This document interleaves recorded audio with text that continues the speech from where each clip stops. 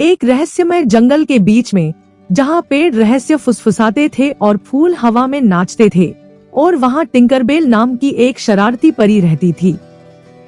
अपने सुनहरे बालों और टिमटिमाते पंखों के साथ वह सभी परियों की ईर्ष्या का विषय थी, लेकिन उसका शरारती स्वभाव अक्सर उसे मुसीबत में डाल देता था। टिंकरबेल को जंगल के जीवों के साथ शरारत करने से ज्यादा कुछ पसंद नहीं था। चाहे वह गिलहरी की पूंछ में गांठ बांधना हो या तितली के पंखों पर धारियां बनाना हो, उसे अराजकता फैलाने में अंतहीन आनंद मिलता था। लेकिन उसकी शरारतें हमेशा हानिरहित नहीं होती थी, कभी कभी वे वास्तविक नुकसान भी पहुंचाती थी। एक धूप भरी सुबह टिंकरबेल ने नटमेग नामक एक दयालु गिलहरी के साथ एक चाल चलने का फैसला किया। उसने उसके बलूत के भंडार को ओझल कर दिया, जिससे वे उसकी आंखों के सामने गायब हो गए। नटमेग व्याकुल हो गई, क्योंकि बलूत के फल उसकी सर्दियों की आपूर्ति थे। उसने बहुत ढूंढा, लेकिन कोई फायदा नहीं हुआ। अन्य परियां टिंकरबेल की हरकतों से भयभीत थी। उन्होंने उसे चेतावनी दी कि उसकी शरारत के परिणाम होंगे, लेकिन टिंकरबेल ने इसे केवल हंसी में टाल दिया।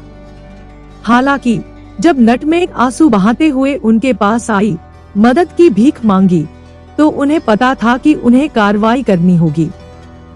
भारी मन से परियों ने इकट्ठा होकर टिंकरबेल को जंगल से तब तक निर्वासित करने का फैसला किया जब तक कि वह अपना सबक न सीख ले। दिल टूटा हुआ और अकेली टिंकरबेल ने खुद को जादुई जंगल की सीमाओं से परे भटकते हुए पाया। जैसे जैसे दिन हफ्तों में बदलते गए, टिंकरबेल को अपनी गलतियों का एहसास हुआ। जंगल के बाहर विशाल दुनिया में अकेले उसने अपने द्वारा पहुंचाए गए दर्द के लिए गहरा पश्चाताप महसूस किया।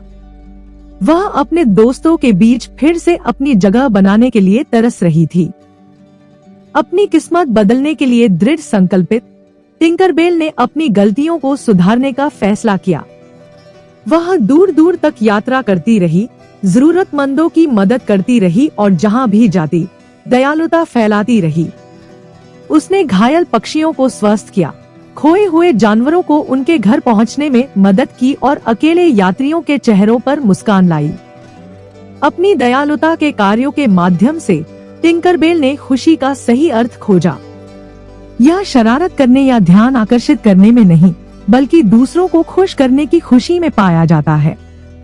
जैसे जैसे उसने अपने नए उद्देश्य को अपनाया, टिंकरबेल का दिल हल्का होता गया और उसके पंखों में चमक लौट आई।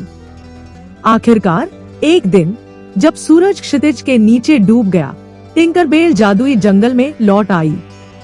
एक विनम्र दिल और पश्चाताप के आंसुओं के साथ उसने नटमेग की तलाश की और अपने कुकर्मों के लिए माफी मांगी।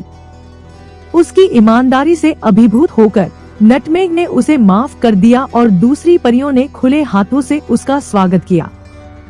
उस दिन से टिंकरबेल ने अपने जादू का इस्तेमाल अच्छे कामों के लिए करने और जहां भी वह जाएगी, प्यार और दया फैलाने की कसम उसने खाई। और हालांकि उसकी आंखों में अभी भी शरारती चमक थी, लेकिन अपनी यात्रा में उसने जो ज्ञान प्राप्त किया था, उससे यह चमक कम हो गई थी।